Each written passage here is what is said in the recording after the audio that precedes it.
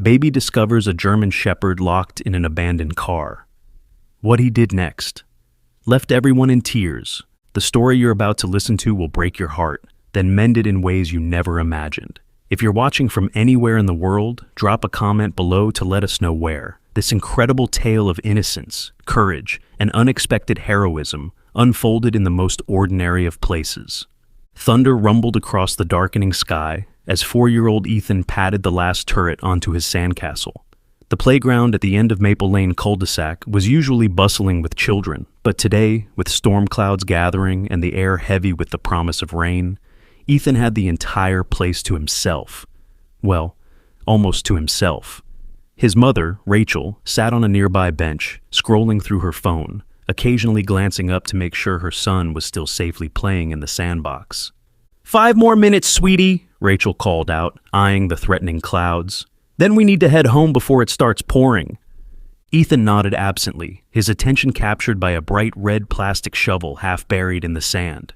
As he reached for it, a sudden gust of wind swept through the playground, sending his yellow bucket clattering across the pavement. Ethan jumped to his feet, chasing after it, his small sneakers slapping against the concrete as the bucket rolled toward the street where several cars were parked. The bucket came to rest against the tire of an old dusty blue sedan that Ethan had never noticed before. Something about the car seemed off. Its windows were slightly fogged, and a thin layer of pollen and dirt suggested it hadn't moved in days. As Ethan bent to retrieve his bucket, a sound froze him in place, a faint, desperate whimper coming from inside the vehicle. Ethan's eyes widened. He stood on his tiptoes, pressing his small hands against the window, trying to peer inside. The back windows were tinted, making it difficult to see clearly, but there was definitely something moving in there. Something alive. "Mommy!" Ethan called, his voice nearly drowned out by another roll of thunder. "Mommy, there's something in this car!" Rachel didn't look up immediately, assuming her son had found yet another fascinating bug or interesting rock. "That's nice, honey. Just leave it alone and come back to the sandbox." But Ethan couldn't move. Another whimper, slightly louder this time, reached his ears. He pressed his face against the glass, his breath creating a small fog circle. As his eyes adjusted to the darkness inside, he could make out a shape, something large and furry curled up on the back seat.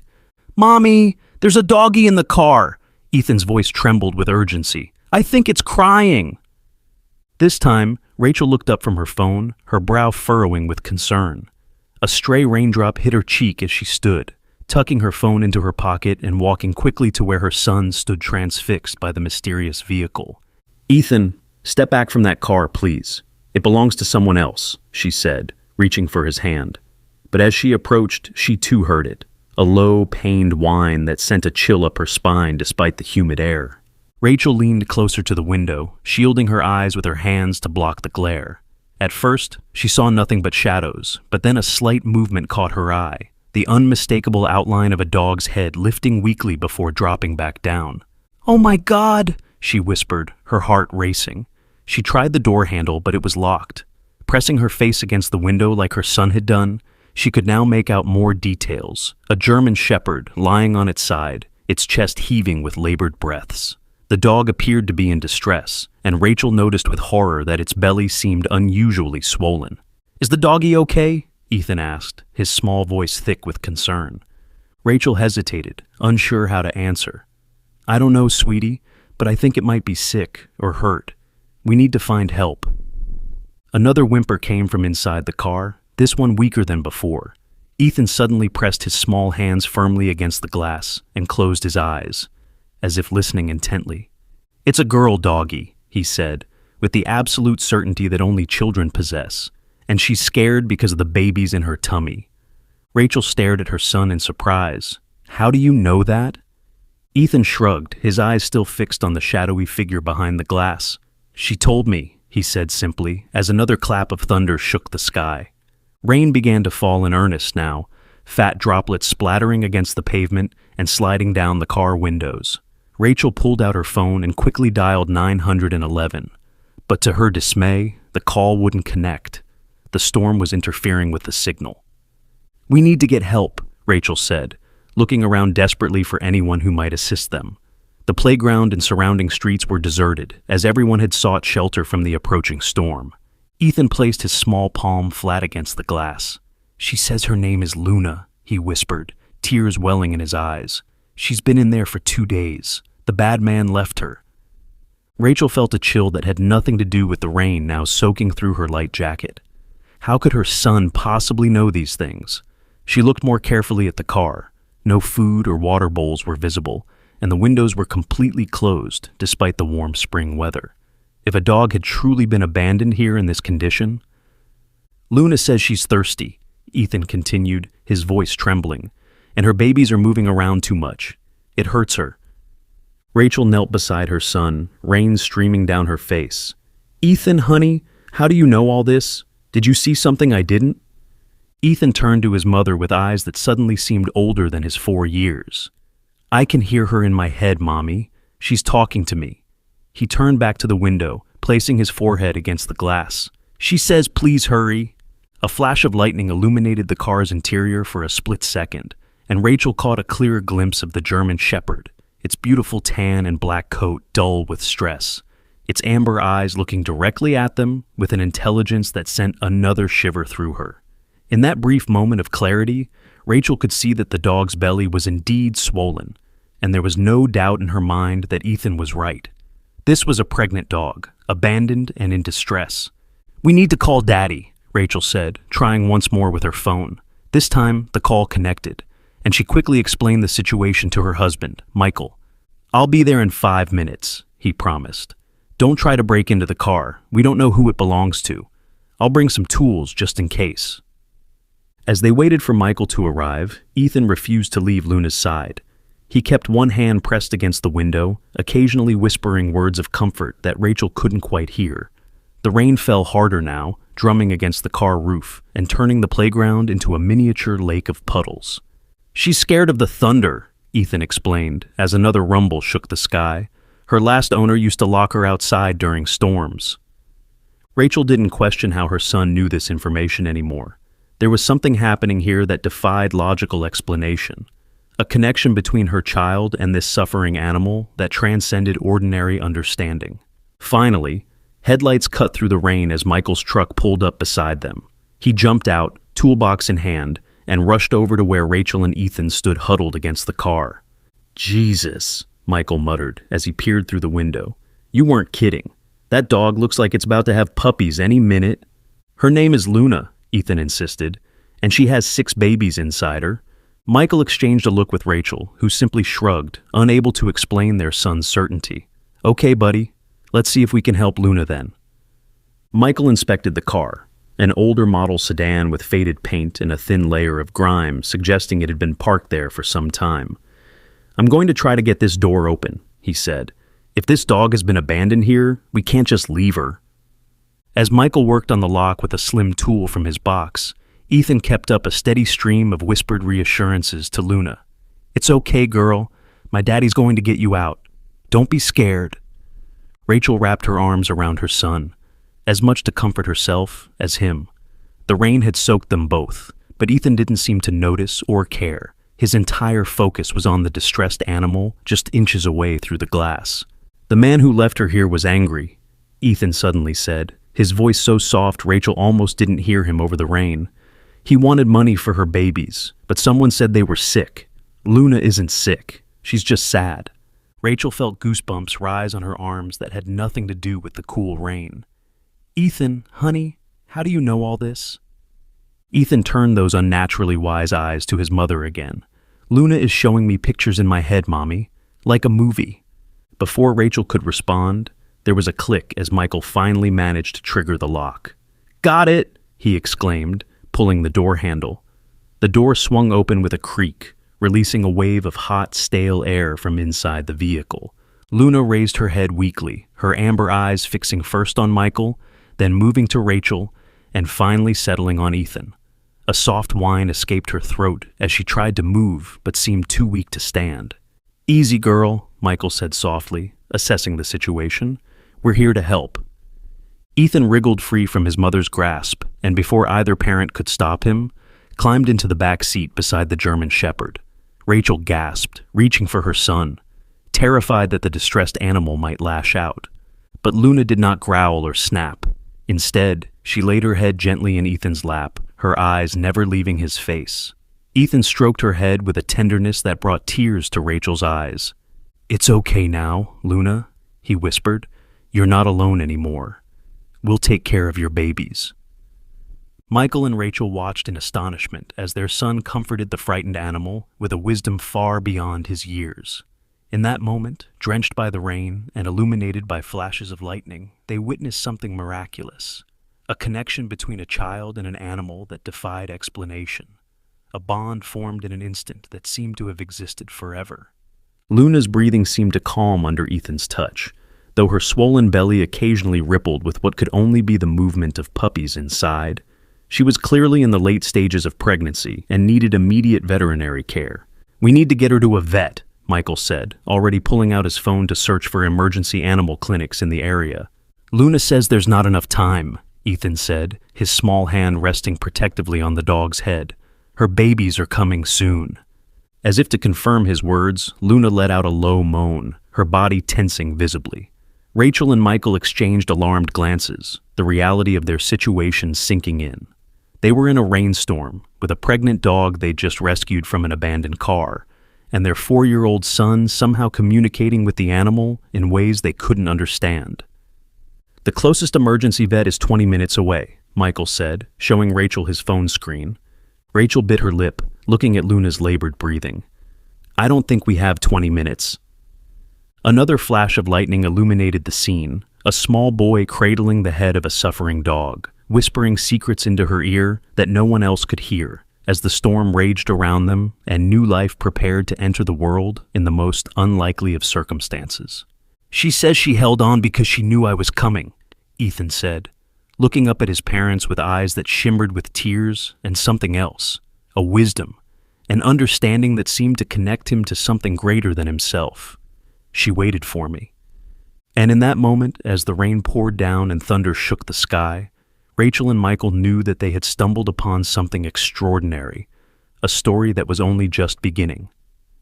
Michael glanced nervously at the car's license plate, then at the surrounding houses. "We need to be careful here. We don't know who this car belongs to or why they left Luna in this condition." "Does it matter?" Rachel asked, her voice rising with indignation. "Look at her. She's been abandoned, she's pregnant, and she's suffering. We can't just leave her here." Michael ran a hand through his rain-soaked hair. "I'm not saying we should leave her, but breaking into someone's car is technically illegal, even with the best intentions." "The bad man isn't coming back," Ethan said with that same eerie certainty.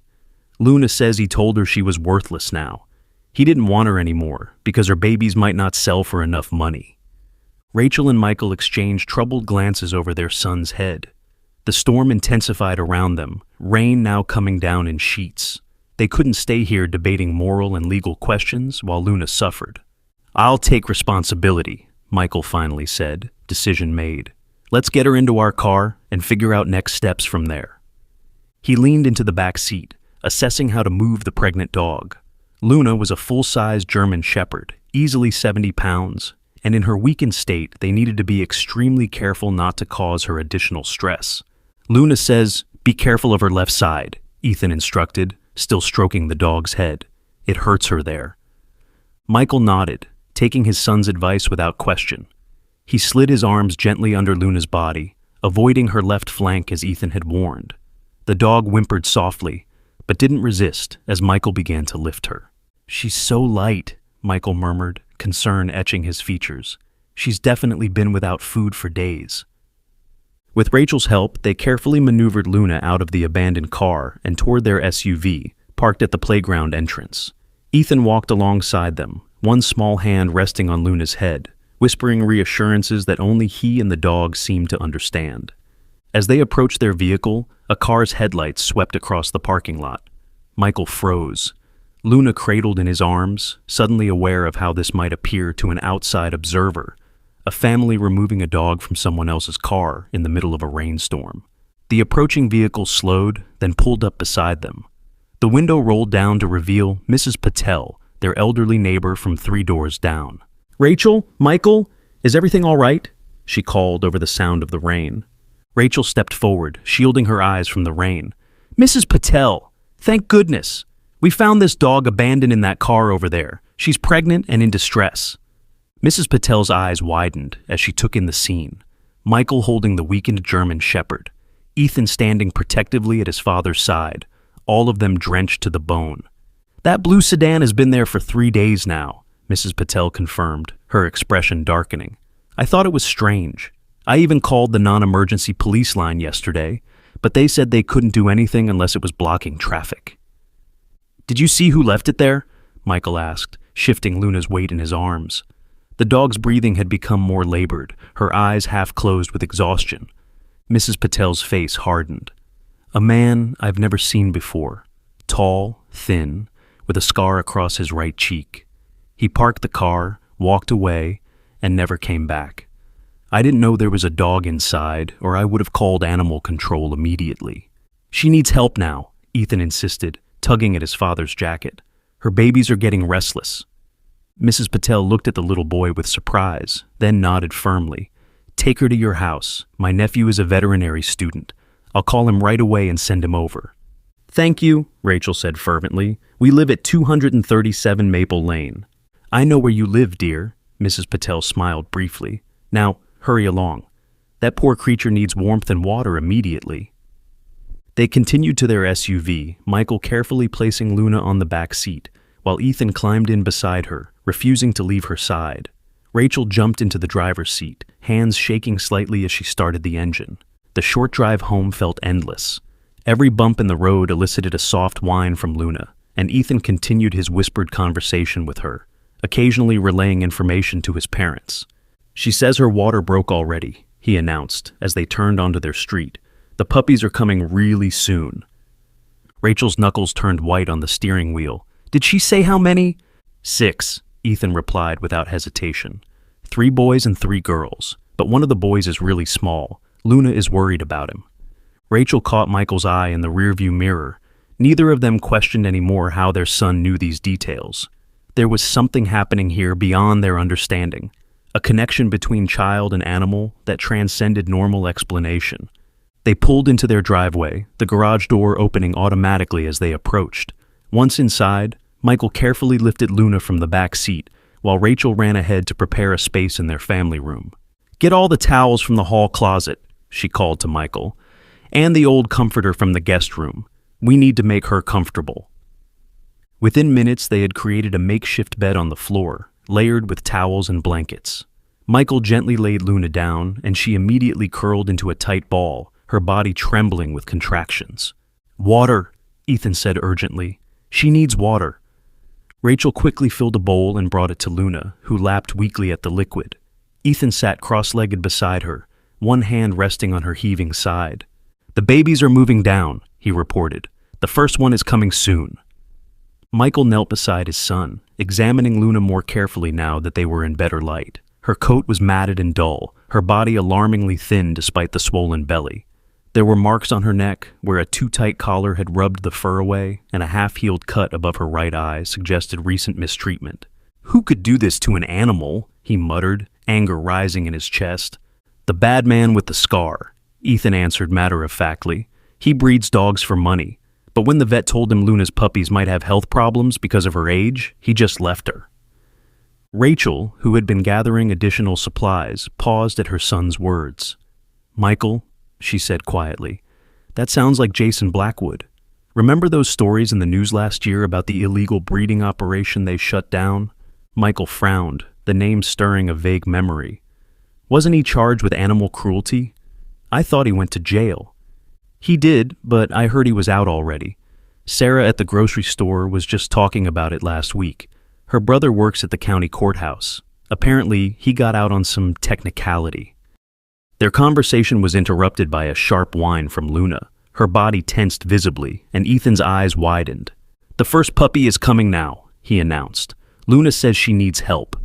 As if the storm outside had synchronized with the drama unfolding in their family room, a particularly violent thunderclap shook the house.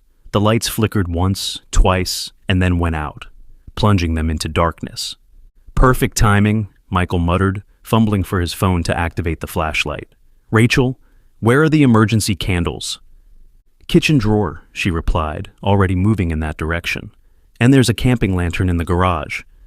Within moments, they had illuminated the space with the warm glow of candles and the brighter beam of the lantern. In this half-light, Luna's suffering seemed even more pronounced, her amber eyes reflecting the flickering flames as she panted through another contraction. The doorbell rang, startling them all. Michael went to answer it, returning moments later with a young man carrying a large backpack. "This is Dev, Mrs. Patel's nephew," he introduced.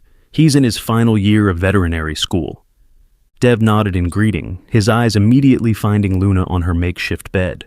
Without a word, he knelt beside her, hands moving with professional confidence to assess her condition. "How long has she been in active labor?" he asked, opening his backpack and removing several items. "We're not sure," Rachel admitted. "We just found her about 30 minutes ago, locked in an abandoned car at the playground. My son says her water has already broken." Dev glanced at Ethan, who remained by Luna's head, then back at Rachel with a raised eyebrow. "Your son said that?" "It's complicated," Michael interjected. "Let's just say Ethan seems to have a special connection with Luna." Dev looked skeptical but didn't press the issue. "She's definitely in active labor," he confirmed, after examining Luna more thoroughly. "And based on her condition, I'd say she's been neglected for some time. She's severely dehydrated and malnourished." Luna tensed again, a low moan escaping her throat. Dev positioned himself at her rear end, gloved hands ready. "I can see the first puppy crowning," he announced. "This is happening now, ready or not." What followed was a tense hour of birthing, illuminated only by candlelight and the camping lantern as the storm continued to rage outside. Luna delivered her first puppy, a small, dark-furred male, with relative ease. Dev quickly cleared its airway, and the tiny creature let out its first squeaking cry. "One down," Dev said, gently placing the puppy near Luna's head. She immediately began licking at clean maternal instincts overriding her exhaustion. The second and third puppies, both females, arrived in quick succession. Each time, Dev worked efficiently to ensure their airways were clear, while Ethan whispered encouragement to Luna, his small face intense with concentration. "She says the next one is harder," Ethan warned, as Luna began to strain again. "It's the little boy, and he's turned around wrong." Dev looked startled at the child's assessment, but focused on the task at hand. Sure enough, the fourth puppy was presenting breech, its tiny back legs emerging first. With gentle manipulation, Dev helped guide the puppy out, but unlike its siblings, this one didn't immediately cry. "Come on, little guy," Dev murmured, rubbing the puppy vigorously with a towel. Luna whined anxiously, trying to see what was happening. "His name is Spark," Ethan said suddenly. "Luna already named him because she saw a spark of light when he was made." Dev didn't respond, all his attention on the motionless puppy. After what seemed like an eternity, the tiny creature twitched, then let out a feeble squeak. A collective sigh of relief filled the room as Dev placed the weakest puppy close to Luna's warmth. "3 more to go," he said, wiping sweat from his brow, despite the power outage leaving the house increasingly cool. The 5th puppy, another female, arrived without complications, but by now Luna was visibly weakening. Her contractions seemed less effective, her breathing more labored. "She's exhausted," Dev said with concern, "and she still has 2 more puppies to deliver." "She says she can't push anymore," Ethan translated, tears filling his eyes. "She's too tired." Dev reached into his bag and pulled out a syringe. "This is dextrose sugar water," he explained to Michael and Rachel. "It might give her a quick energy boost, but if she can't deliver the last 2 puppies soon, we might be looking at an emergency situation." As Dev administered the injection, Ethan leaned close to Luna's ear, whispering intently. The adults couldn't hear what he was saying, but the effect on Luna was immediate and startling. Her eyes, which had been drifting closed with exhaustion, snapped open. She lifted her head, looking directly at Ethan, and something unspoken passed between them. With renewed determination, Luna pushed again. The 6th puppy, a male with distinctive markings already visible through its wet fur, emerged quickly, crying lustily as soon as its nose cleared the birth canal. "Just 1 more," Rachel encouraged, amazed at Luna's resilience. Outside, the storm had reached its peak. Rain lashed against the windows, wind howled through the trees, and thunder seemed to shake the very foundation of the house. Inside, in the warm glow of candlelight, new life continued to enter the world against all odds. Luna gathered her strength for one final effort. With Ethan's hand resting gently on her head, she delivered her last puppy, the smallest female of the litter. Dev cleaned the tiny creature and placed it with its siblings, all now nursing hungrily despite their traumatic entry into the world. 7 puppies, Dev said, counting again to be sure. That's one more than expected. Surprise, Ethan grinned, stroking Luna's ear. Luna didn't know about the last one. She was hiding behind her brothers and sisters. Dev shook his head in amazement, looking from Ethan to the exhausted mother dog and her 7 squirming puppies.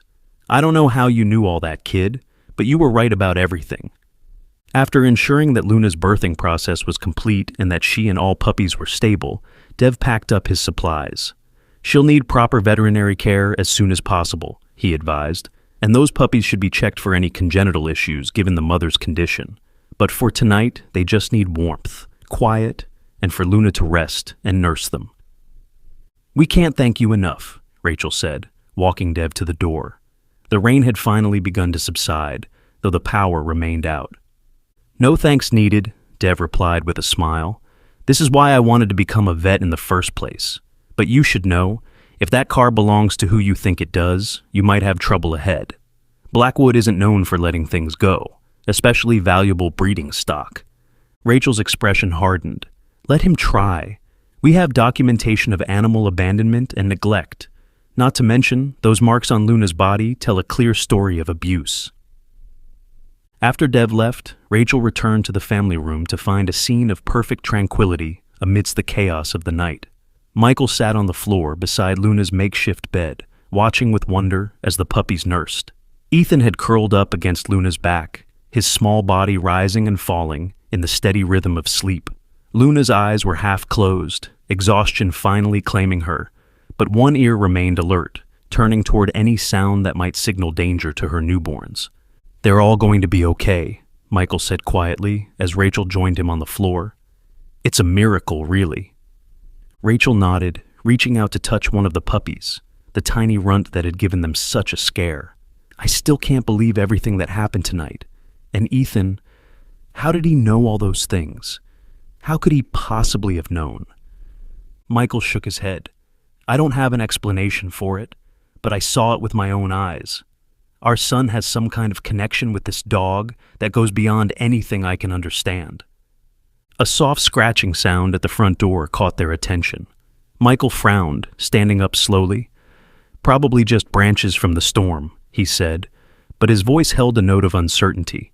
He walked to the front door, peering through the peephole. The porch light was out due to the power failure, but a flash of lightning illuminated a figure standing there, tall and thin, with a distinctive scar across his right cheek. Michael's blood ran cold. He stepped back from the door, motioning for Rachel to stay quiet. He pointed upward, mouthing the words, "He's here!" Rachel's eyes widened with fear and anger. She moved silently to where Ethan and Luna lay sleeping, positioning herself protectively in front of them. The scratching came again, more insistent this time, followed by the rattling of the doorknob. Michael grabbed his phone, quickly dialing 911. But in the aftermath of the storm, the call wouldn't connect. They were on their own. Have you ever felt the heart-stopping fear of a predator at your doorstep in the middle of the night? What would you do to protect an innocent mother and her newborns from the monster who abused them? Get away from the door, Michael whispered urgently to Rachel. Take Ethan and Luna to the basement. Use the back stairs. Rachel nodded, her face pale in the flickering candlelight. She gently shook Ethan awake, pressing a finger to her lips to signal silence. The little boy's eyes fluttered open, immediately alert and understanding in a way that seemed impossible for a child of his age. The bad man is here, he whispered. Not a question, but a statement. Rachel didn't waste time wondering how he knew. We need to move Luna and the puppies downstairs, she whispered back. Can you help? Ethan nodded solemnly. He leaned close to Luna's ear, whispering something that made the exhausted dog struggle to her feet despite her weakened state. The 7 newborn puppies squeaked in protest as their food source shifted. Michael grabbed the large laundry basket they had prepared earlier, lining it with towels. With utmost care, Rachel transferred each tiny puppy into the makeshift carrier, while Ethan kept Luna calm, somehow communicating that her babies weren't being taken from her. The scratching at the front door had become more insistent, now accompanied by a low voice. "I know you're in there. I saw the candles. Open up. I just want what's mine." Michael's jaw tightened as he grabbed a baseball bat from the hall closet. "Go," he mouthed to Rachel. "I'll hold him off if he gets in." Rachel gathered the basket of puppies while Ethan coaxed Luna toward the kitchen and the back staircase that led to their finished basement. The German Shepherd moved slowly, her body still recovering from the birth, but her eyes were alert with protective instinct. As they disappeared down the stairs, Michael positioned himself in the hallway, bat raised, listening to the increasingly aggressive attempts to breach their front door. The lock rattled, then stopped. For a moment, there was silence, and Michael allowed himself to hope that the intruder had given up. Then came the sound of breaking glass from the side of the house. The small window in their half-bathroom was being smashed. Michael moved swiftly through the darkened house, guided only by memory and the occasional flash of lightning through the windows. He reached the bathroom just as a thin arm snaked through the broken window, feeling for the lock. Without hesitation, Michael slammed the door shut, crushing the intruder's arm against the window frame. A howl of pain came from outside, followed by a stream of curses as the arm was hastily withdrawn. "You're making a big mistake," the voice snarled from outside. "That dog is worth thousands to me. The puppies too. Walk away now, and we can make a deal." "The police are on their way," Michael lied, his voice steady despite his pounding heart. "Breaking and entering, animal cruelty, threatening a family. You're looking at serious jail time, Blackwood." There was a pause, then a chilling laugh. "You know who I am?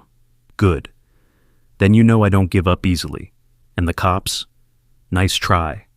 The storm knocked out cell service for 3 blocks. Nobody's calling anyone tonight." Michael's blood ran cold at the realization that Blackwood knew about the service outage.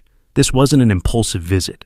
The man had planned his approach carefully, waiting for the perfect opportunity when they would be isolated and vulnerable. Downstairs, Rachel had created a sheltered corner in their basement rec room, using the couch and some chairs to form a protected den. Luna had settled on a pile of blankets, her puppies returned to her side, while Ethan sat cross-legged beside them, one hand resting protectively on Luna's head.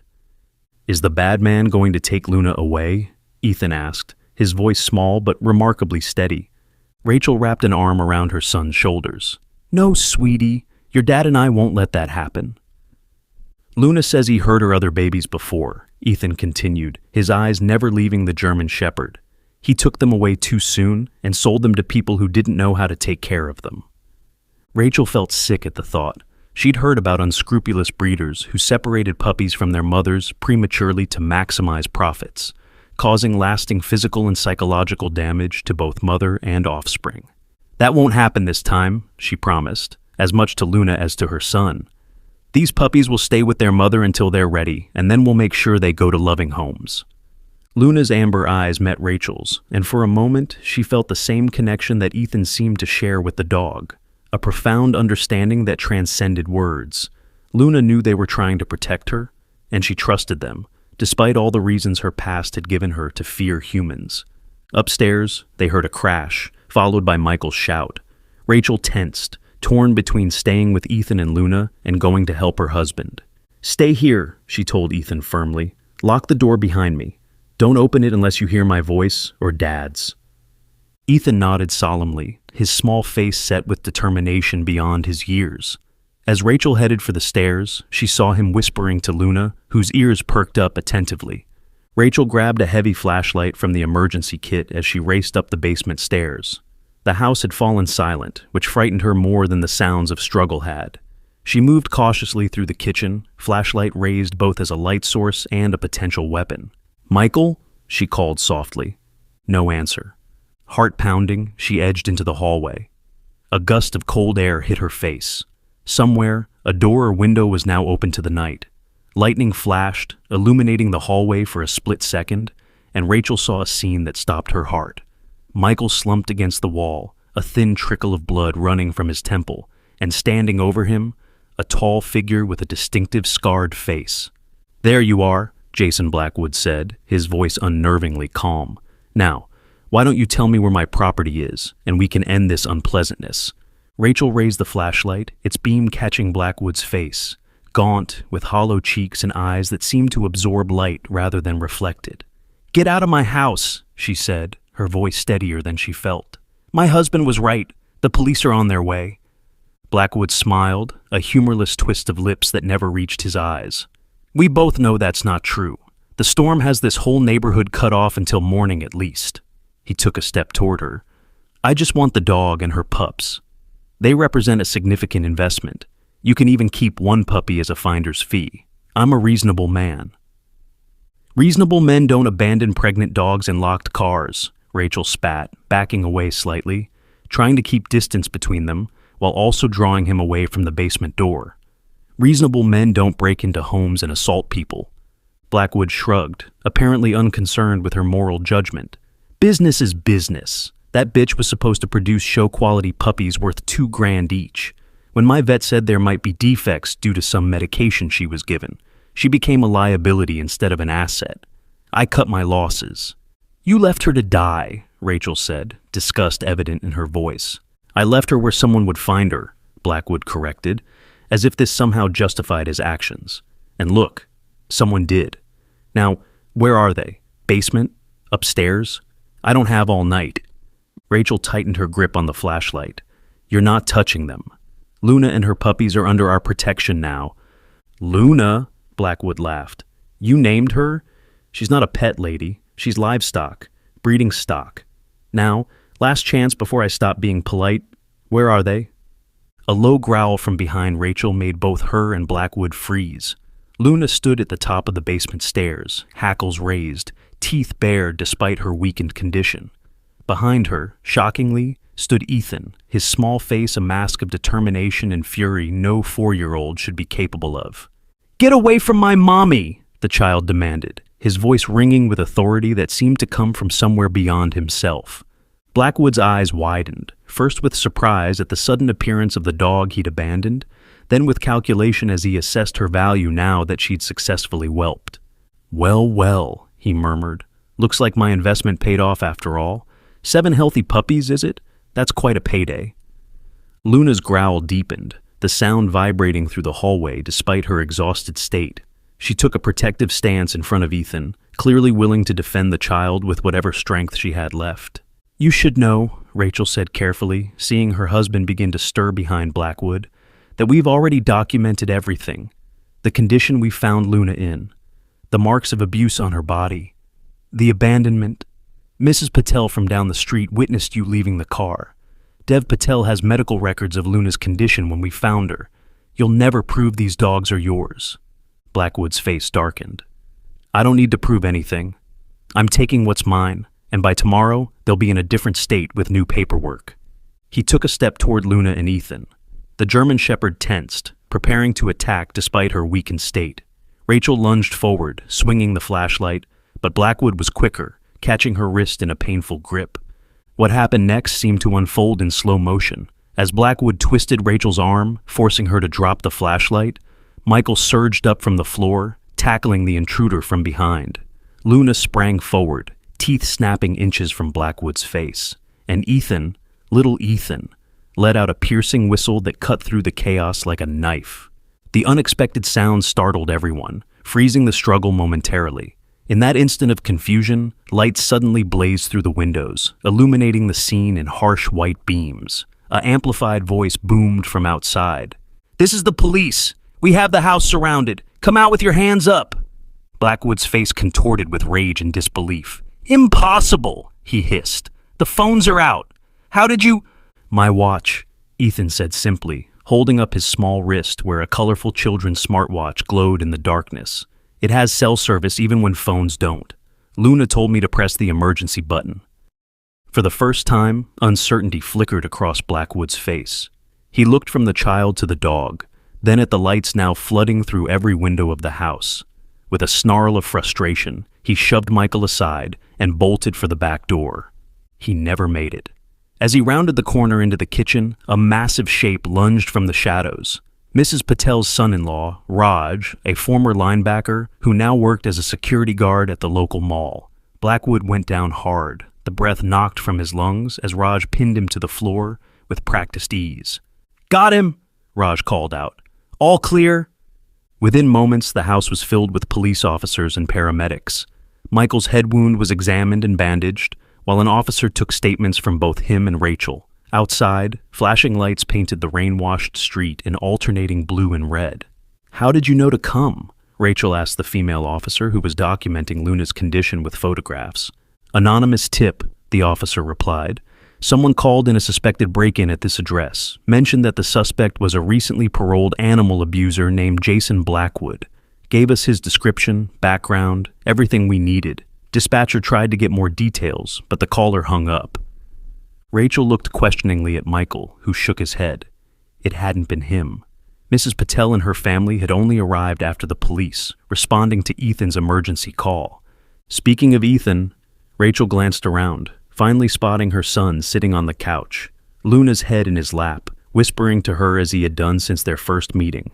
The German Shepherd's eyes were fixed on the child's face, with an intensity that still sent shivers down Rachel's spine, not from fear, but from the sense that she was witnessing something beyond normal understanding. A veterinarian had arrived with the paramedics and was now examining Luna and her puppies, all of whom had been returned to the laundry basket during the commotion. "They're remarkably healthy, considering the circumstances," the vet reported, gently returning the smallest puppy to its mother. "Luna is dehydrated and malnourished, but with proper care, she and all the puppies should make a full recovery." "Even the little one? Spark?" Ethan asked anxiously. The vet looked surprised at the child's knowledge of the runt puppy, but nodded reassuringly. "Even the smallest one. He's a fighter." "I told you," Ethan said to Luna, stroking her ear. "I told you they'd all be okay." As the police led a handcuffed Blackwood out to a patrol car, the breeder fixed his cold gaze on the family one last time. "This isn't over," he spat. "I have friends, connections. That dog is valuable breeding stock."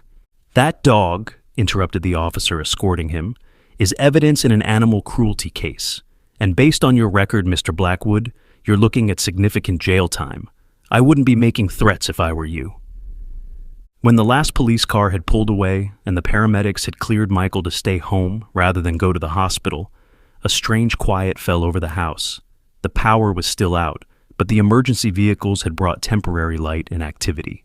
Now, in the gentle glow of candles and flashlights, the family gathered in the living room.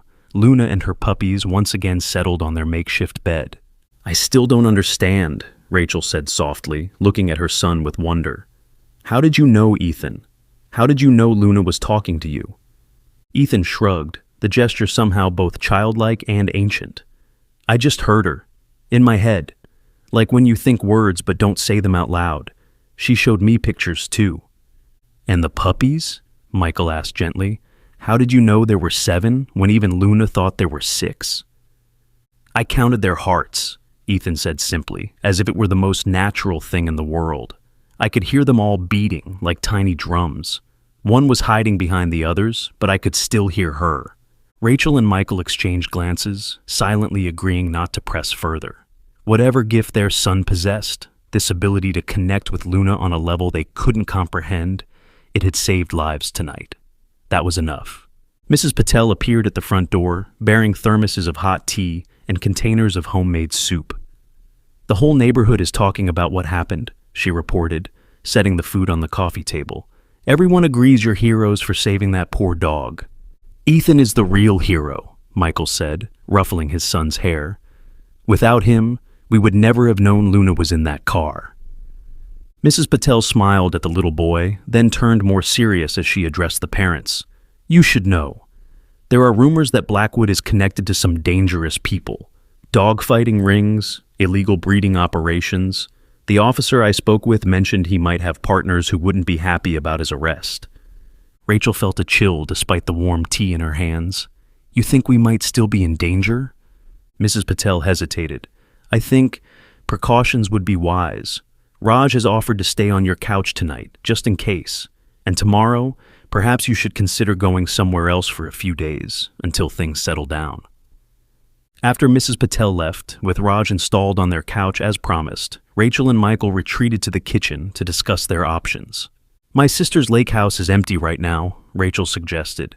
"It's only 2 hours away, but it's private, gated community. We could take Luna and the puppies there until Blackwood's court date."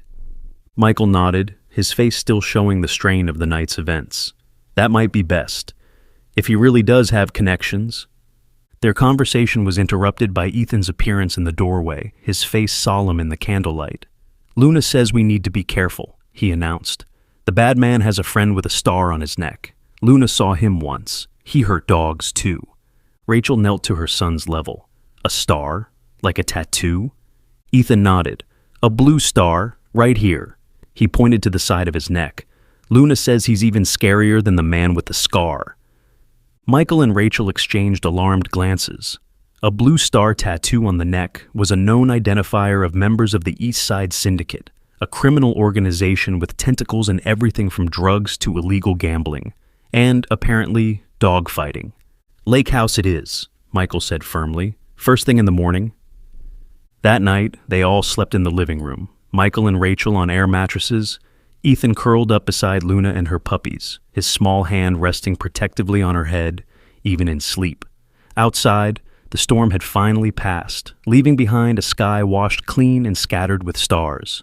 In the peaceful aftermath, it was almost possible to believe that the danger had passed with the storm, that Blackwood's arrest had ended the threat to Luna and her puppies. But Rachel couldn't shake the feeling that what they had experienced tonight was just the beginning of a longer, more dangerous journey.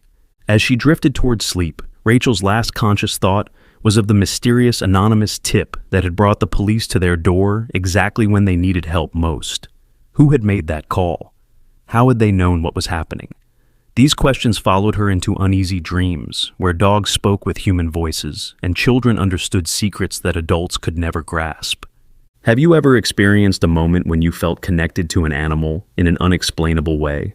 What do you think enables some people, especially children, to communicate with animals on a deeper level?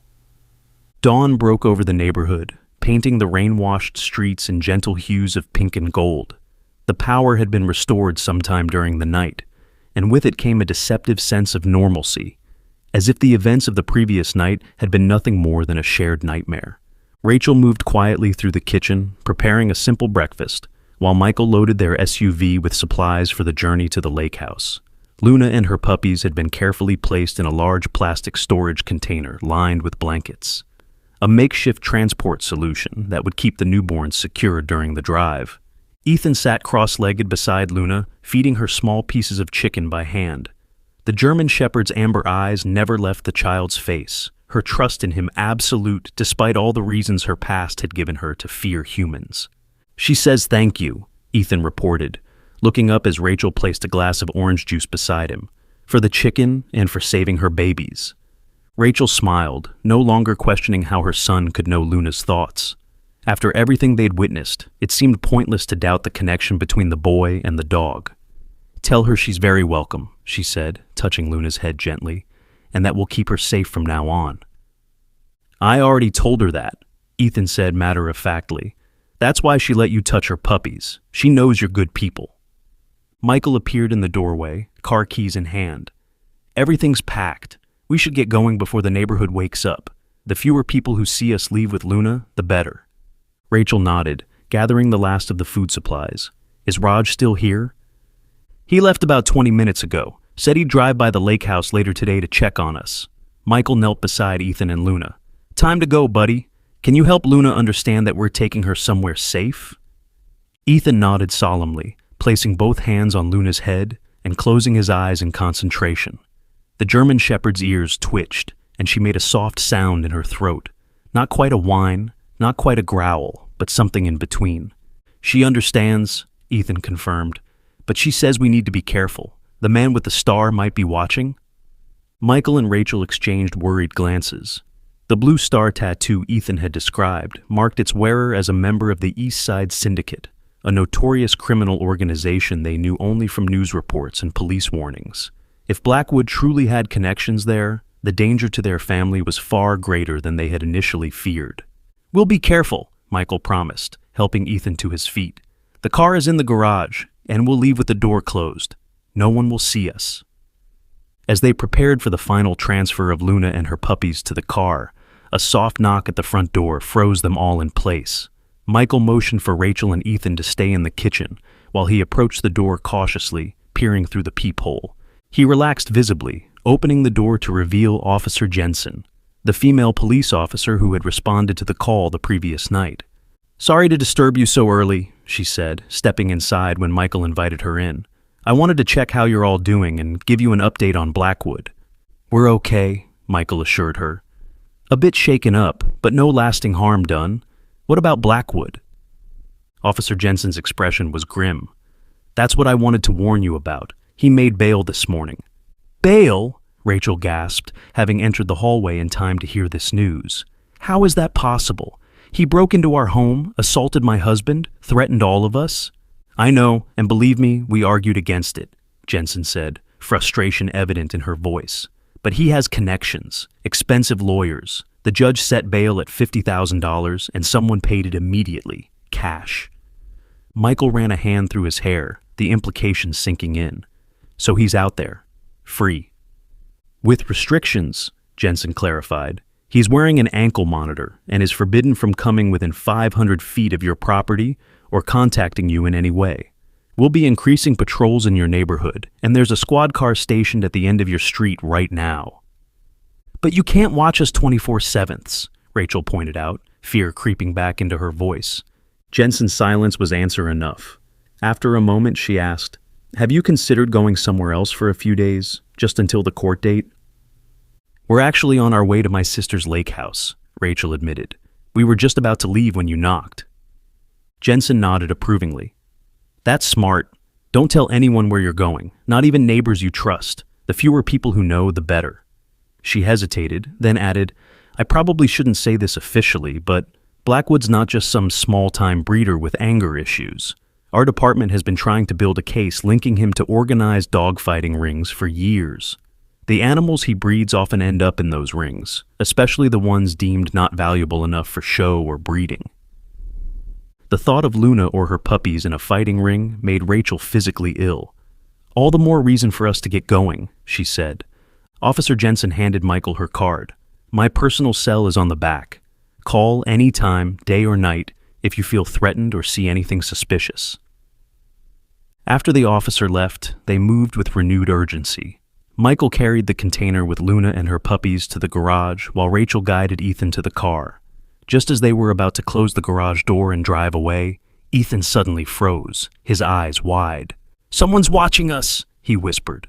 Michael's head snapped up, scanning the garage and the sliver of yard visible through the partially open door. "Where?" Instead of answering, Ethan rushed to Luna's side, placing his hands on her head again in that now familiar gesture of communication. After a moment, he looked up at his parents, his face pale. "Luna says it's the man with the star.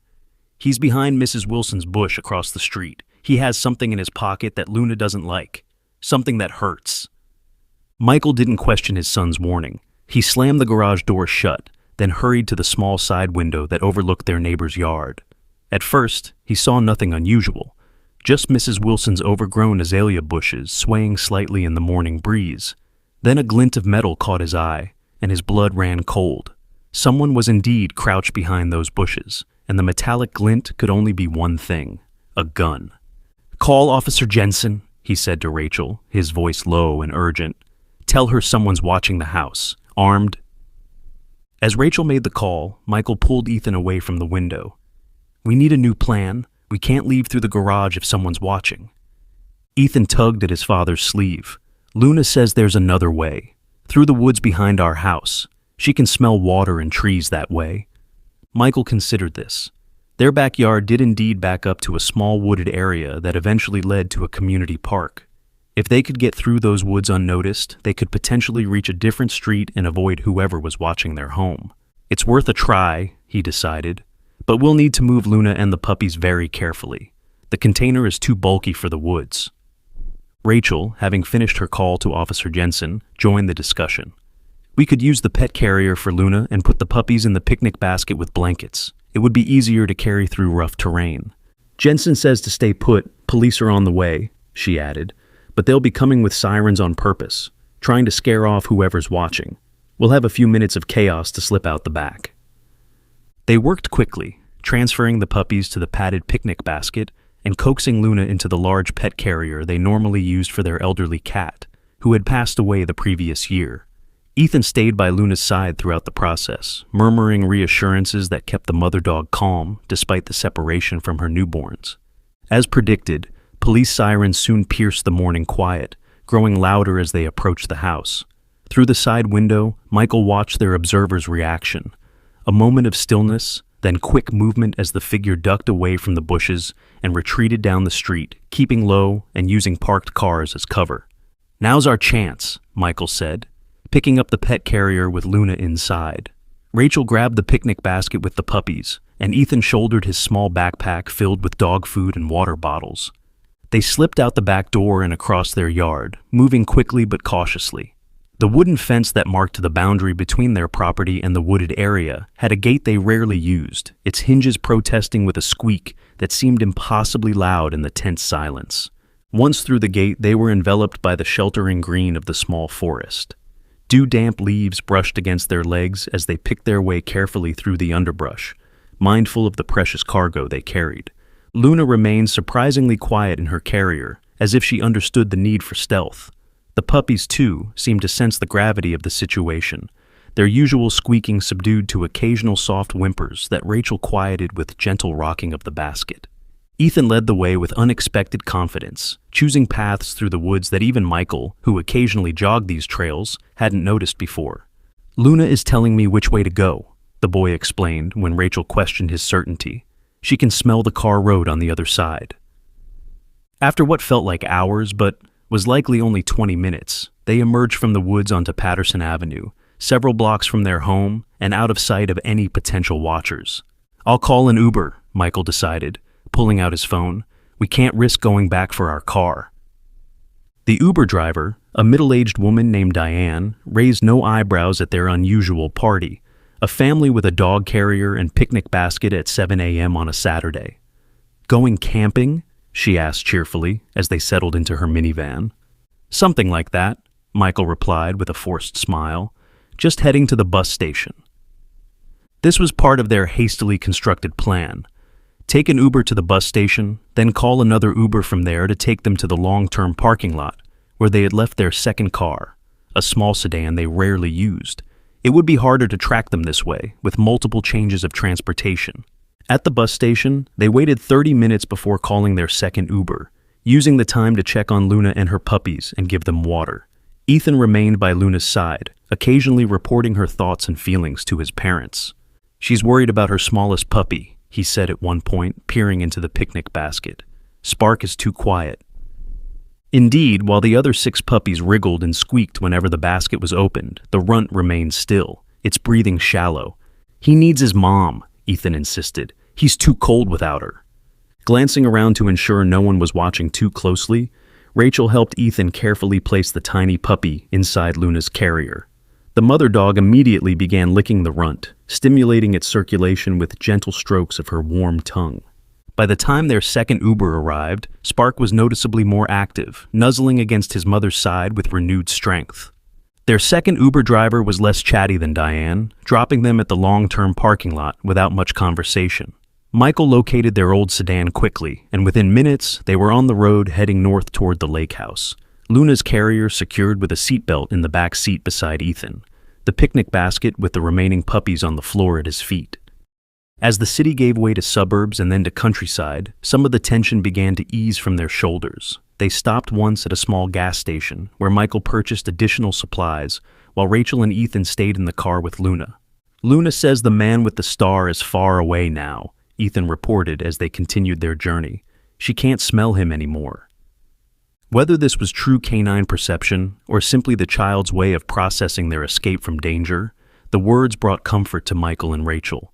The lake house came into view shortly after noon, a modest cabin perched on a wooded hillside, overlooking the clear blue waters of Lake Mitchell. Rachel's sister used it primarily in summer and had given them a key for emergencies or off-season visits. This certainly qualified as an emergency. Michael carried Luna's carrier inside while Rachel brought the puppies. Ethan ran ahead, opening doors and checking rooms with the energy only a 4-year-old could maintain after such a stressful morning. "All clear," he called from the main bedroom. "Luna can have her babies in here." They set up a comfortable space for Luna and her puppies in the corner of the master bedroom, using blankets from the linen closet to create a soft nest. When they finally opened the carrier and the picnic basket, releasing mother and babies into their new temporary home, the relief was palpable. Luna inspected the space thoroughly, sniffing every corner before settling down to nurse her puppies. Spark, who had spent the journey with his mother, seemed stronger now, fighting for his place at Luna's side with more vigor than before. "She likes it here," Ethan announced, sitting cross-legged beside the dog bed. "She says it smells clean and safe." Rachel smiled, watching her son with the German Shepherd. In the chaos and fear of the past 24 hours, she hadn't had time to fully process the miracle they were witnessing, this inexplicable bond between child and animal that transcended normal understanding. As evening approached, Michael secured the cabin, checking locks and closing blinds with a thoroughness born of the day's events. Raj called to confirm that he had driven by their house several times, and noticed both police presence and suspicious vehicles he didn't recognize from the neighborhood. "You were right to leave," he told Michael. "There's definitely something going on. The squad car is still at the end of your street, but I saw a black SUV circling the block twice. When the police approached it, it took off." After a simple dinner of canned soup and sandwiches, they settled in for the night. Ethan refused to sleep in the guest room, insisting on staying close to Luna and her puppies. Rachel and Michael were too exhausted to argue, so they set up a sleeping bag for him on the floor beside Luna's bed. "He'll be fine," Michael assured Rachel as they prepared for bed. "Luna would never hurt him. If anything, she's more protective of him than we are." Rachel nodded, watching from the doorway as her son whispered goodnight to each puppy individually, saving a special kiss for Spark's tiny head. "I know. It's just, all of this is so beyond anything I could have imagined 2 days ago. Our son talks to dogs. We're hiding from criminals. A mother is giving birth in our bedroom. It's like we've stepped into some alternate reality." Michael wrapped an arm around her shoulders. "A reality where our son has an extraordinary gift," he reminded her. "Whatever happens next, that's something to be grateful for." In the middle of the night, Rachel woke to soft whispering from the corner of the room. She opened her eyes to see Ethan sitting up in his sleeping bag, having what appeared to be a two-sided conversation, though only his words were audible. "I promise," he was saying softly to Luna, whose eyes gleamed in the darkness. "We won't let him find you. And when your puppies are bigger, you can all stay with us forever. My mom and dad already love you too." Luna made a soft sound in her throat, and Ethan nodded as if she had spoken clearly. "I know," he whispered. "I was scared too. But you were so brave. You're the bravest dog in the whole world." Rachel closed her eyes, not wanting to intrude on this private moment between her son and the dog who had so unexpectedly entered their lives. As she drifted back to sleep, she marveled at the wisdom in her child's words. A wisdom that seemed to come from somewhere beyond his years, as if Luna's old soul had somehow merged with his young one, creating a bond that defied explanation. The next few days fell into a rhythm of cautious peace. Michael made brief trips to the nearby town for supplies, always taking different routes and checking for followers. Rachel worked remotely from the lake house, using her laptop to maintain the illusion of normalcy with her colleagues. Ethan spent his days caring for Luna and her puppies, reporting their progress with the detailed attention of a seasoned veterinarian. "Spark gained 2 ounces since yesterday," he announced proudly on the third morning, having watched intently as Michael weighed each puppy on the kitchen scale. "Luna says he's going to be the smartest one, even if he's the smallest." Officer Jensen called daily with updates. Blackwood had been spotted near their home several times, though the restraining order and police presence kept him from approaching. The man with the star tattoo, now identified as Marcus Reeves, a known associate of the East Side Syndicate, had not been seen again, but police were maintaining their vigilance. On the 4th day, as a spring storm lashed the lake house with wind and rain reminiscent of the night they'd found Luna, Ethan made an announcement that sent chills down Rachel's spine. "Luna says they're coming," he said, looking up from where he sat with the puppies. "The bad men found us." What would you do if you discovered your child had a supernatural connection with animals? Would you embrace this gift or fear what it might mean for their future? "What do you mean they found us?" Michael asked, his voice tight with renewed fear. "How could they possibly know we're here?" Ethan didn't answer directly. Instead, he placed both hands on Luna's head, closing his eyes in that now familiar gesture of communication. After a long moment, he looked up at his parents, his small face grave. Luna says she can smell them. They're not close yet, but they're coming. The man with the scar and the man with the star. They have dogs with them. Mean dogs that Luna remembers from before. Rachel moved swiftly to the windows, pulling the curtains shut tight and checking that all doors were locked. "We need to call Officer Jensen," she said, reaching for her phone. Michael nodded, already gathering their essential belongings. "Tell her to send backup, but we can't wait here. We need to move now." As Rachel made the call, relaying their situation with as much detail as possible, Michael knelt beside Ethan and Luna. "Buddy, I need you to help me get Luna and the puppies ready to move again. Can you do that?" Ethan nodded solemnly. "Luna says she can walk now. She's stronger, but the puppies need to be carried." Michael glanced at the mother dog, who had indeed risen to her feet, standing protectively over her week-old puppies. Her posture was alert, ears forward, eyes fixed on the door, as if she could already sense danger approaching. "Good girl," Michael murmured, reaching out slowly to touch her head. Luna allowed the contact, her attention never wavering from the perceived threat. Rachel ended her call, her expression grim. "Jensen says the nearest patrol is 30 minutes out, but—" She hesitated, glancing at Ethan before continuing. "Blackwood's ankle monitor showed him still at his approved residence this morning. If he's really on his way here, he's found a way to trick the system. Or bribed someone to look the other way," Michael added grimly. "Either way, we can't stay here." The plan came together quickly. They would take Luna and the puppies down to the boathouse, where Rachel's sister kept a small pontoon boat. From there, they could cross to the other side of the lake, where a ranger station would provide safety until police arrived. Ethan helped transfer the puppies into a smaller, more portable container, while Rachel gathered food, water, and first aid supplies. Michael checked outside periodically, scanning the winding road that led to the lake house for any sign of approaching vehicles. "How much time do we have?" he asked Ethan, who immediately consulted with Luna. "Not long," the boy reported. "Luna says maybe 20 minutes. They stopped to let the mean dogs sniff our old car. That's how they found us."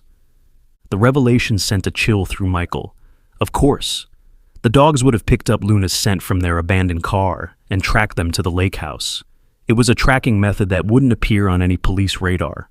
"We move now," he decided. "Stay low, stay quiet, and stay together."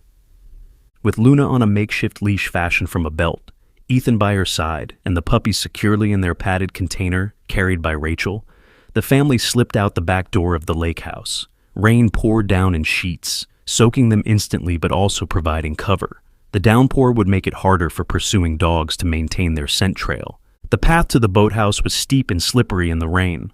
Michael led the way, one hand steadying Rachel as she navigated the treacherous slope while protecting the container of puppies. Ethan and Luna followed close behind, the German Shepherd moving slowly but steadily despite her still recovering condition. They had almost reached the boathouse when Luna suddenly froze, hackles rising along her back. A low growl rumbled in her chest, and Ethan's eyes widened in alarm. "They're here," he whispered, "coming through the woods to the left." Michael strained to see through the curtain of rain. At first he saw nothing but dripping trees and mist. Then, movement caught his eye. Dark shapes weaving between the trunks, moving with purpose toward the lake house they had just abandoned. "Down!" he hissed, pulling Rachel and Ethan into a crouch behind a large boulder. Luna flattened herself beside them, her body tense but silent now, as if she understood the need for absolute quiet. Through the rain, they could now make out 3 figures approaching the lake house. Blackwood, his scarred face unmistakable even at a distance, a taller, broader man with a visible blue star tattoo on his neck, and a third person they hadn't anticipated, a woman with bright red hair pulled back in a severe ponytail. Each of them held the leash of a large dog, not German shepherds like Luna, but powerful, broad-chested pit bulls trained for aggression. "Front door's unlocked," they heard the woman call out, her voice carrying despite the rain. "Looks like they left in a hurry." "Check inside," Blackwood ordered. "They can't have gone far, not with a mother dog and newborn pups." As the 3 split up to search the lake house, Michael seized their opportunity. "Now," he whispered, "straight to the boathouse. Move fast, but stay low." They covered the remaining distance at a half-crouch, splashing through puddles and sliding on mud, but maintaining their footing through sheer determination. The boathouse door, thankfully, was secured with a simple latch rather than a lock. Rachel's sister had never seen the need for serious security in this peaceful community. Inside, the small pontoon boat bobbed gently on the choppy water of the covered boat slip. Michael helped Rachel aboard first, carefully transferring the container with the puppies. Ethan followed, guiding Luna, who hesitated briefly at the edge before making an awkward leap onto the boat's deck. "Good girl," Ethan whispered, hugging the dog tightly. "You're so brave." Michael untied the mooring lines and pushed them away from the dock, using a long pole to guide the pontoon out of the boathouse and into the open lake. The rain continued to fall, obscuring visibility and masking the sound of the electric motor as Michael engaged it at the lowest setting. They had made it perhaps 50 yards from shore when a shout came from the direction of the lake house. Looking back, they saw Blackwood standing at the edge of the property, gesturing wildly toward the lake. Beside him, the man with the star tattoo raised what appeared to be binoculars, scanning the water's surface through the rainfall. "They've spotted us," Rachel said, her voice tight with fear. "It doesn't matter," Michael replied grimly. "They can't reach us out here, and the ranger station is just around that point." He nodded toward a wooded peninsula that jutted into the lake about half a mile ahead. But their sense of security was short-lived. The sound of another boat engine, louder and more powerful than their own, cut through the patter of rain on water. From around the curve of the shoreline emerged a sleek speedboat, the woman with red hair at the controls, Blackwood and his associate standing in the bow alongside their dogs. "They're coming after us!" Rachel gasped, instinctively pulling the container with the puppies closer. Luna growled, positioning herself between Ethan and the approaching threat. The mother dog's protective instinct was fully engaged now, her earlier weakness forgotten in the face of danger to her puppies and the child she had bonded with. "Can't this thing go any faster?" Rachel asked, eyeing the speedboat that was rapidly gaining on them. Michael pushed the throttle to its maximum setting, but the pontoon boat was designed for leisure cruising, not high-speed chases. The best they could hope for was to reach the ranger station before Blackwood's faster vessel overtook them. The gap continued to close. They could now make out the expression on Blackwood's face, a mixture of rage and triumph that chilled them to the bone. The man with the star tattoo had moved to the bow of the speedboat, one hand steadying himself on the railing, the other holding the leash of a muscular pit bull that strained toward them, sensing prey. "Luna says to turn right," Ethan suddenly announced. "There are shallow rocks that way. Their boat will hit them, but ours won't." Michael hesitated only briefly before trusting his son's and Luna's judgment. He swung the pontoon to the right, heading for a section of the lake that appeared identical to the surrounding water. Behind them, the speedboat adjusted course to follow. "Hold on!" Michael called as their pontoon boat began to bounce slightly, the water beneath them growing shallower. He reduced speed just enough to maintain control while still moving forward. The effect on the pursuing speedboat was immediate and dramatic. Traveling at much higher speed, it hit the hidden shoal with a sickening crunch. The hull scraped over rocks just below the surface, the propeller striking stone with a shriek of tortured metal. The sudden deceleration sent both Blackwood and the tattooed man stumbling, nearly pitching them into the water. The red-haired woman cut the engine immediately, but the damage was done. The speedboat drifted sideways, taking on water through a gash in its hull, while its passengers shouted accusations at each other. "Luna says keep going," Ethan reported, his arms wrapped around the German shepherd's neck. "They're not done yet." Indeed, though their boat was disabled, Blackwood and his associates were not giving up. The man with the star tattoo was removing his jacket, preparing to enter the water with his dog still firmly leashed beside him. "He's going to swim for us," Michael realized aloud, pushing their pontoon boat to its modest maximum speed once more. The ranger station was now visible around the point, a small wooden structure with a dock and a radio antenna on its roof. Just a few more minutes and they would reach safety. But swimming with powerful, determined strokes, the tattooed man was closing the distance between them rapidly, his pit bull paddling beside him with surprising speed. Blackwood had jumped into the water as well, though he remained closer to the damaged speedboat, perhaps less confident in his swimming abilities. "Luna says she needs to go in the water," Ethan said suddenly, his young face set with determination. "She can stop them." "Absolutely not," Rachel protested. "She just had puppies. She's in no condition to fight." "She's not going to fight," Ethan insisted. "She just needs to be in the water. Please, Mom, trust her."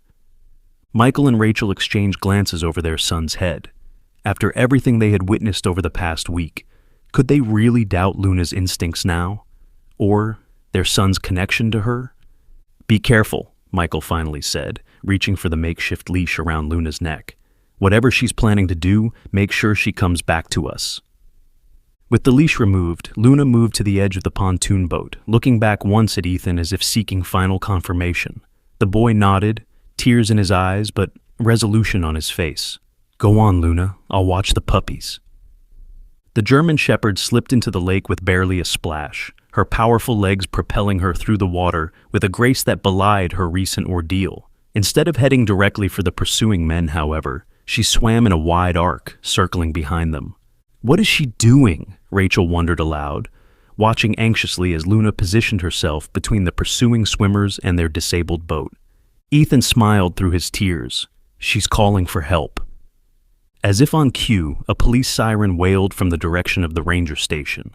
A patrol boat rounded the point, its lights flashing through the rain. At the same moment, Luna threw back her head and released a howl that carried eerily across the water, a sound of such primal power that it momentarily froze everyone in place. The response was immediate and unexpected. From the shoreline around the lake, answering howls arose. First one, then three, then dozens. Dogs of all kinds, pets belonging to the lake community residents, were responding to Luna's call. More importantly, the pit bulls that had been swimming with determined aggression toward the pontoon boat suddenly hesitated, their training momentarily overridden by something more ancient and instinctive. The tattooed man shouted commands, trying to refocus his dog on the pursuit, but the animal whined in confusion, torn between training and the collective voice of its own kind. Luna howled again, swimming in deliberate, challenging circles around the now floundering men. The pit bulls broke free from their master's control, swimming back toward the disabled speedboat rather than continuing the chase. By the time the police boat reached them, Blackwood and his associate had given up their pursuit, struggling simply to stay afloat now that their dogs had abandoned them. The red-haired woman remained with the sinking speedboat, hands raised in surrender as additional patrol boats converged on the scene. Officer Jensen herself was on the first police boat, helping Michael, Rachel, Ethan, and the container of puppies aboard, while another officer threw life preservers to Blackwood and the tattooed man. "Luna!" Ethan called, scanning the choppy water frantically. "Luna, come back!" For a heart-stopping moment, there was no sign of the German Shepherd. Then a dark head broke the surface near the pontoon boat, swimming strongly toward the police vessel. Officers helped pull the exhausted dog aboard, where she immediately shook herself, spraying everyone with lake water before going straight to Ethan and the container holding her puppies. "I don't know how you knew they were coming after you," Jensen said as they headed back to shore, Blackwood and his associates secured in a second patrol boat. "But it's a good thing you called when you did." "We had inside information," Michael said, smiling at his son, who sat wrapped in a blanket with Luna pressed against his side. As they approached the dock, Ethan suddenly gasped, pointing toward the shoreline. "Look!" Gathered at the water's edge was an extraordinary sight. Dozens of dogs of all shapes and sizes, accompanied by their confused owners. Labs and terriers, poodles and mutts, all had responded to Luna's call, arriving at the lakefront as if drawn by an invisible force. "I've never seen anything like it," one of the officers murmured. "It's like they formed their own K-9 unit without training." "They came because Luna asked them to," Ethan explained matter-of-factly. "She told them her puppies were in danger, and they came to help." The adults exchanged glances but didn't contradict him. After everything they had witnessed, who were they to doubt the existence of a language beyond human understanding? In the days that followed, the full story of Blackwood's operation came to light. The search of his property revealed a sophisticated illegal breeding facility, and evidence linking him to dogfighting rings across 3 states. The man with the star tattoo, Marcus Reeves, was a known enforcer for the East Side Syndicate, which had been using the dogfighting operations to launder money. The red-haired woman turned out to be Blackwood's sister and business partner, handling the financial side of their criminal enterprise. All 3 now faced multiple felony charges, with bail denied due to the obvious flight risk they presented. The investigation expanded to include animal cruelty, money laundering, tax evasion, and connections to organized crime, ensuring that none of them would see freedom for many years to come. As for Luna and her puppies, they found a permanent home with Michael, Rachel, and Ethan. The legal ownership was transferred to the family in recognition of their role in bringing down Blackwood's operation, formalized in a small ceremony at the local animal control office, where Luna sat regally beside Ethan, her amber eyes watching the proceedings with what could only be described as satisfaction. Spark, the runt of the litter, grew stronger each day, though he remained smaller than his siblings. As the puppies opened their eyes and began to explore the world around them, it became clear that each had inherited something of their mother's remarkable intelligence and sensitivity. The other 6 puppies eventually went to carefully selected homes. Officer Jensen adopted one, as did Mrs. Patel and her nephew Dev. Each family was chosen not just for their ability to provide a good home, but for their openness to the unusual bond these animals seemed capable of forming.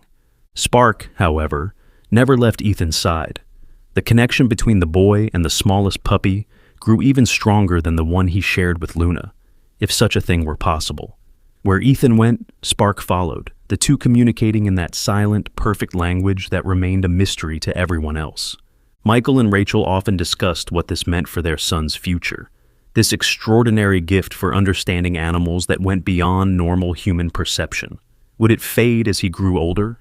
Would it extend to other animals besides Luna and her offspring? Should they try to understand it scientifically, or simply accept it as the miracle it appeared to be? In the end, they chose to embrace the gift without trying to dissect it. Ethan's connection with Luna had saved lives, both animal and human. It had brought down a criminal operation that had caused untold suffering, and it had brought their family a kind of joy and wonder they had never expected to experience. 6 months after they found Luna in the abandoned car, Michael and Rachel watched from the back porch as Ethan, now 5 years old, played in the yard with Luna and Spark. The autumn leaves swirled around them in crimson and gold as boy and dogs communicated in their mysterious shared language. "He's teaching them new words," Ethan explained later that evening. "Human words that they can understand now." "What kind of words?" Rachel asked, playing along with what most parents would consider a child's imagination. Ethan's answer, however, sent a familiar chill of wonder down her spine. Words like tomorrow and remember. Luna says dogs only used to know now, but she's learning about then and later. She says it makes her brain feel bigger. That night, as a full moon rose over their home, Luna's howl rose once more into the night sky. Not a call of alarm this time, but something that sounded almost like song. One by one, dogs throughout the neighborhood joined in, their voices creating a canine chorus that seemed to bridge the gap between their world and humanity's. And listening from his bedroom window, Ethan smiled, understanding every word. If you could communicate with animals like Ethan, what would you most want to ask them? What secrets do you think they might share about their view of our world? Like, share, subscribe, and tell us in the comments where you're watching from.